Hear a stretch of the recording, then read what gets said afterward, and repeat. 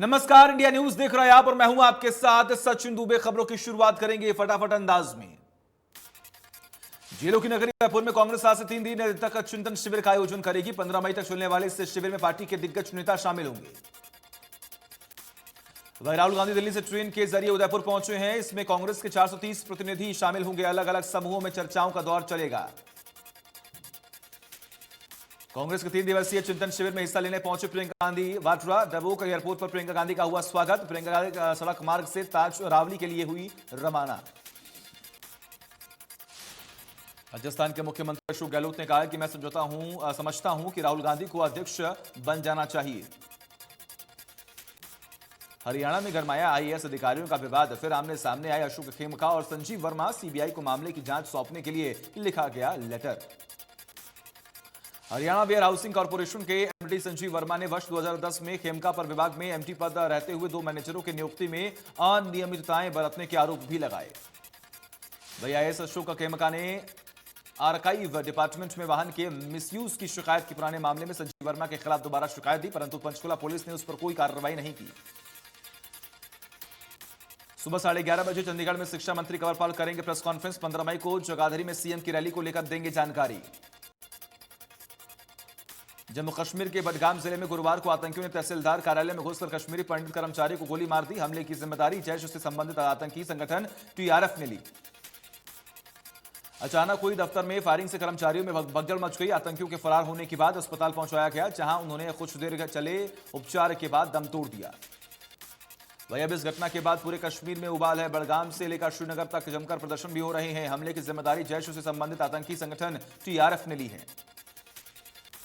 कराची में देर रात हुआ धमाका इतना तेज था कि इसकी आवाज काफी दूर तक लोगों ने सुनी और आसपास खड़ी गाड़ियां पूरी तरह से तबाह हो गईं।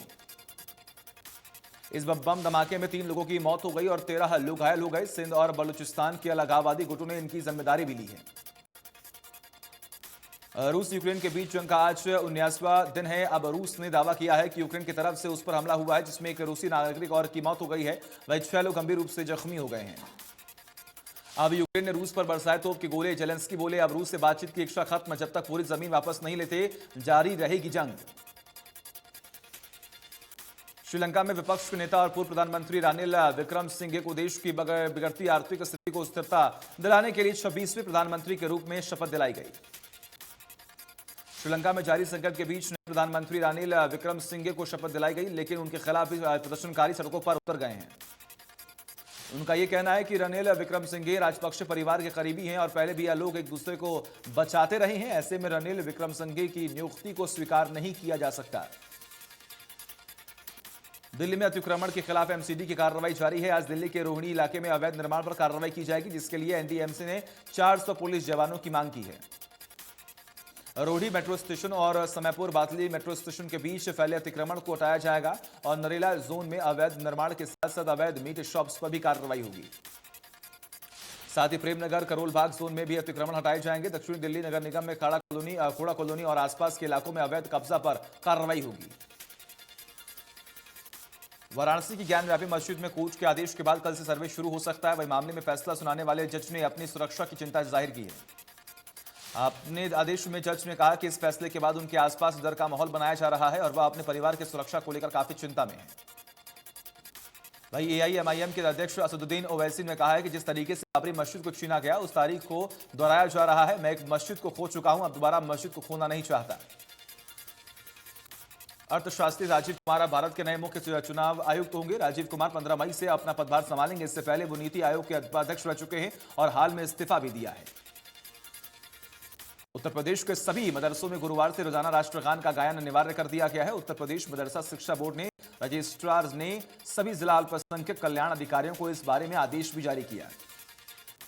राज्यसभा के रिक्त एच वाली पद पर 57 राज्यसभा की 57 सीटों पर को चुनाव होगा और इनमें सबसे ज्यादा सीटें उत्तर प्रदेश से 11, महाराष्ट्र और तमिलनाडु से 6, बिहार से 5 और राजस्थान और कर्नाटक से 4 सीटें शामिल हैं। 57 सीटों में 2 सीटें हरियाणा की भी शामिल हैं, जिन पर चुनाव होने हैं। सांसद दुष्यंत गौतम और सुभाष चंद्र का 1 अगस्त 2022 को कार्यकाल पूरा होने वाला है। मुख्यमंत्री मनोहर लाल 15 तारीख को जगाधरी में एक विशाल जनसभा को संबोधित करेंगे, जिसका न्योता देने के लिए शिक्षा मंत्री कंवरपाल गुर्जर जगाधरी विधानसभा के हर गांव का दौरा कर रहे हैं। शिक्षा मंत्री कंवरपाल गुर्जर ने कहा कि इस कार्यक्रम में करीब 20,000 लोगों के पहुंचने की उम्मीद है। इस दौरान सीएम मनोहर जिले में कोई सौगात भी दे सकते हैं। सिरसा के शहीद भगत सिंह स्टेडियम में खेलो इंडिया यूथ गेम्स के तहत मशाल पहुंची। मशाल का स्वागत डीसी ने किया। डीसी ने कार्यक्रम के बाद मशाल को हरी झंडी दिखाकर जिला हिसार के लिए रवाना किया। इस मौके पर राहगिरी कार्यक्रम का भी आयोजन किया गया। इस मौके पर उपायुक्त अजय सिंह तोमर ने कहा कि युवाओं को अपनी ऊर्जा का सकारात्मक दिशा में उपयोग करते हुए खेलों में बढ़ चढ़कर भाग लेना चाहिए। हरियाणा स्कूल शिक्षा विभाग गर्मी की छुट्टियों में 10वीं 12वीं के विद्यार्थियों की ऑनलाइन पढ़ाई कराएगा। प्रदेश सरकार ने फैसला लिया है 1 से 30 जून तक दोनों कक्षाओं के विद्यार्थी टैब के जरिए पढ़ाई करेंगे। छुट्टियों से पहले विभाग पूरे प्रदेश में सभी छात्रों को टैबलेट बांट देगा। ऑनलाइन पढ़ाई में कोई बाधा न आए, इसलिए सभी जिला शिक्षा अधिकारियों को टैब वितरण सुनिश्चित करने के निर्देश दे दिए गए हैं। जिला उपायुक्त सुशील सारवान ने नवादा और गांव के राजकीय मिडिल स्कूल का औचक निरीक्षण किया। इस दौरान उन्होंने अध्यापकों को निर्देश दिए कि वे स्कूल के कमरों में प्रतिदिन सफाई करवाना सुनिश्चित करें। इस दौरान उन्होंने स्कूल के प्रांगण में लड़कों और लड़कियों के लिए बने शौचालय की सफाई पर विशेष ध्यान देते हुए अध्यापकों को निर्देश दिए जाए शौचालयों की तरह हर एक दिन सफाई होनी चाहिए। बहादुरगढ़ में ट्रामा सेंटर में इन दिनों दवाइयों की कमी चल रही है। मरीजों की मांग तो डॉक्टर उन्हें इंजेक्शन और दवाइयां बाहर से लाने के लिए कहते हैं। बाहर मेडिकल स्टोर पर महंगे दामों पर दवाइयां बेची जा रही हैं, जबकि सरकारी अस्पताल के ट्रामा सेंटर में यह इंजेक्शन और दवाइयां बिल्कुल मुफ्त उपलब्ध कराई जाती हैं। रतिया में चिमो गांव में एक पेंटर का काम करने वाले मजदूर परिवार को बिजली विभाग में 2.5 लाख रुपए का बिजली का बिल थमाया है, जिसको लेकर पूरा परिवार परेशान है। मजदूर प्रेम कुमार का कहना है कि वो मजदूरी करता है, सारे दिन में 300 रुपए कमाता है। उसका कच्चा मकान है, उससे मकान में 2 पंखे और 2 बल्ब है, ना फ्रिज है ना कूलर, फिर भी उसने 2 लाख का बिल हमें थमा दिया गया है। वही पीड़ित ने फिलहाल सीएम वीडियो पर शिकायत की है और बिजली मंत्री से मिलकर गुहार लगाने की बात कह रहे हैं।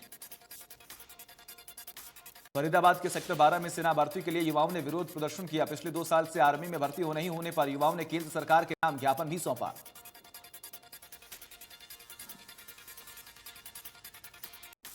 देश में पानी की कमी से जमीनें बंजर होती जा रही हैं। वहीं वैज्ञानिकों ने बंजर जमीन उपजाऊ बनाने का फॉर्मूला तैयार किया। इसे सिंचाई के दौरान इस्तेमाल कर रखे 2 महीने में बंजर जमीन को उपजाऊ बनाकर खेती की जा सकती है।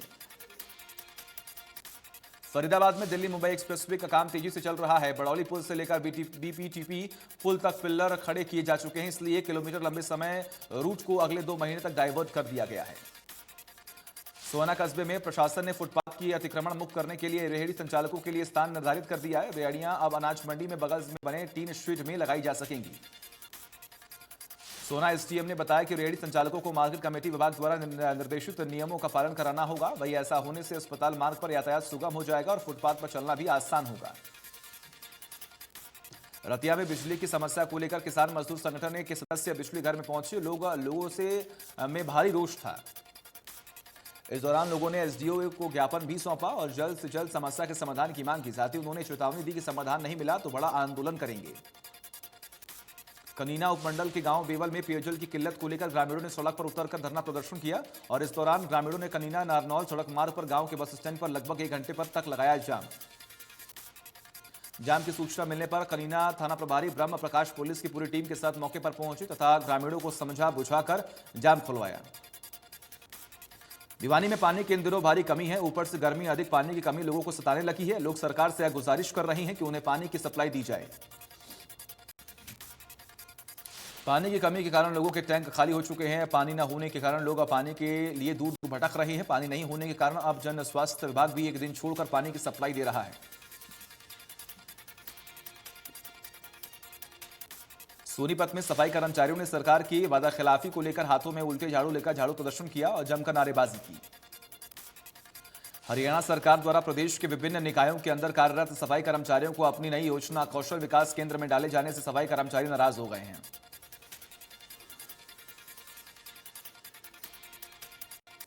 भिवानी के चौधरी बंसीलाल हवाई पट्टी के ट्रेनिंग सेंटर पर प्रशिक्षण के दौरान बड़ा हादसा होते होते टला।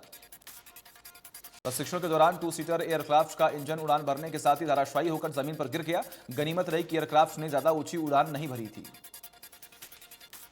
रोहतक में जीएमआईसी आदित्य सिंह यादव की कोर्ट ने 5 पुलिसकर्मियों समेत 6 लोगों के खिलाफ केस दर्ज किया और पुलिसकर्मियों पर एक युवक को धोखाधड़ी के मुकदमे में गिरफ्तार कर मारपीट के आरोप है।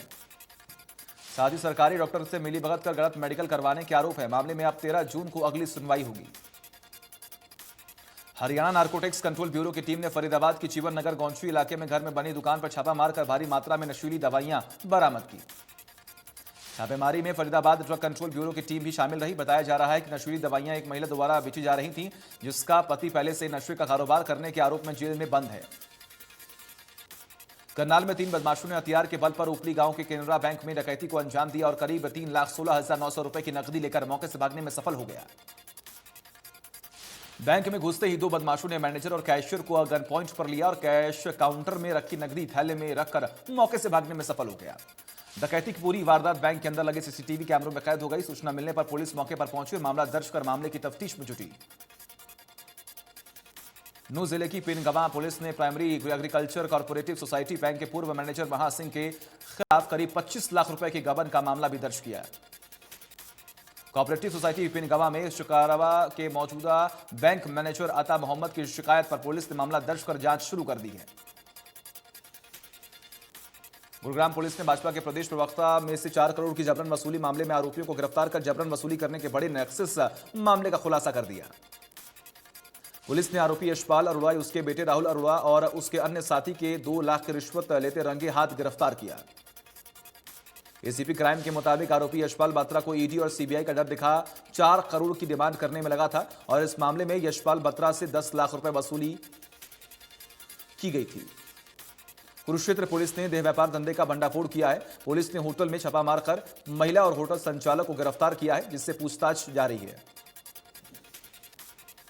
पुलिस उपाधीक्षक सुभाष चंद्र ने बताया कि पुलिस को गुप्त सूचना मिली थी कि होटल में अनैतिक कार्य हो रहे हैं। जिस आधार पर जाल बिछाया गया व बोगस ग्राहक भेजा गया तो मामले में सच्चाई पाई गई।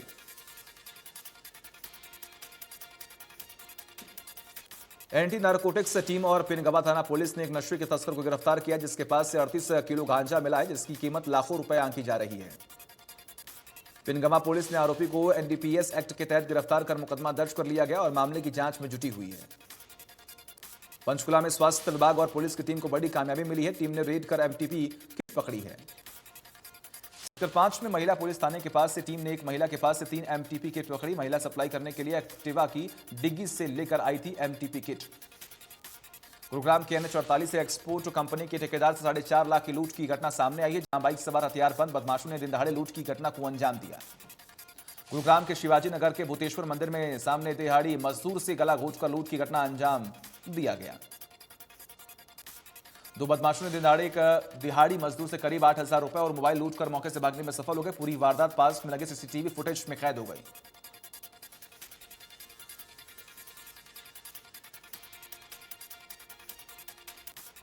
दादरी लोहारू रोड पर अटेला गांव के समीप तेज रफ्तार डंपर ने कार को टक्कर मार दी। हादसे में कार सवार 2 महिलाओं की मौके पर ही मौत हो गई और 3 गंभीर रूप से घायल हो गए। घायलों को उपचार के लिए दादरी में सिविल अस्पताल में भर्ती करवाया गया, जहां से चिकित्सकों ने एक व्यक्ति को रोहतक पीजीआई रेफर कर दिया। बहादुरगढ़ में लिव इन रिलेशनशिप टूटने से नाराज एक प्रेमी ने अपनी प्रेमिका पर बर्फ तोड़ने वाले सुए से ताबड़तोड़ हमला कर दिया। हमले में प्रेमिका गंभीर रूप से घायल हो गई है। ब्रह्म शक्ति संजीवनी अस्पताल में भर्ती करवाया गया है। भारत में पिछले 24 घंटे में कोरोना वायरस के 2,841 नए मामले आए सामने और 9 मरीजों की मौत हो गई। हरियाणा में पिछले 24 घंटे में 354 नए मामले आए सामने और एक्टिव केसेस की संख्या 1930 हो गई। गुरुग्राम में कोरोना के सबसे ज्यादा 262 नए मामले आए सामने, 463 मरीजों ने कोरोना को दी है मात। फरीदाबाद में कोरोना के 66 नए मामले आए सामने और 59 मरीजों ने कोरोना को दी है मात। चीन के वुहान शहर में सबसे पहले सामने आई कोरोना वायरस के घातक स्वरूप के 2 साल से अधिक समय बाद चीन अभी भी कोविड संकट में बंद है। चीन में लगभग 40 करोड़ लोग अभी भी किसी न किसी रूप से लॉकडाउन में ही रह रहे हैं। गुरुवार को मुंबई इंडियंस और चेन्नई सुपर किंग्स सामने सामने थी। चेन्नई सुपर किंग्स पहले बल्लेबाजी करते हुए 97 रनों पर ही ढेर हो गई। मुंबई इंडियंस को जीत के लिए 98 रनों का लक्ष्य मिला था, जिसे मुंबई ने 15वें ओवर में पूरा कर लिया था। साथ ही चेन्नई सुपर किंग्स टूर्नामेंट से बाहर हो गई है। चेन्नई सुपर किंग्स में MS धोनी ने एक छोर संभाले रखा, लेकिन पूरी टीम 97 रनों पर ही ऑल आउट हो गई। यह आईपीएल 2022 का ही नहीं बल्कि इतिहास का दूसरा छोटा स्कोर था। इससे पहले 5 मई 2013 में वानखेड़े स्टेडियम में मुंबई इंडियंस के खिलाफ चेन्नई सुपर किंग्स आईपीएल में 79 रन बनाकर ऑल आउट हो गई थी। चेन्नई सुपर किंग्स के कप्तान MS धोनी फिल्म जगत में एंट्री करने वाले हैं। इसको लेकर आईपीएल 2022 के बाद एक बड़ी घोषणा हो सकती है। आमिर खान, करीना कपूर, स्टारर लाल सिंह चड्ढा का दूसरा गाना मैं की करा हुआ रिलीज। दिल छू लेंगे बोल। गुटखा कंट्रोवर्सी पर सुनील शेट्टी ने बोलते हुए कहा कि इंडस्ट्री में बहुत कुछ होता है, मैं भगवान नहीं हूं। साउथ की मशहूर अभिनेत्री नयनतारा अपनी शादी को लेकर काफी दिनों से सुर्खियों में है। इन सुर्खियों पर मुहर लगाते हुए नयनतारा ने फिल्म निर्माता विघ्नेश शिवन के साथ शादी की बात कही।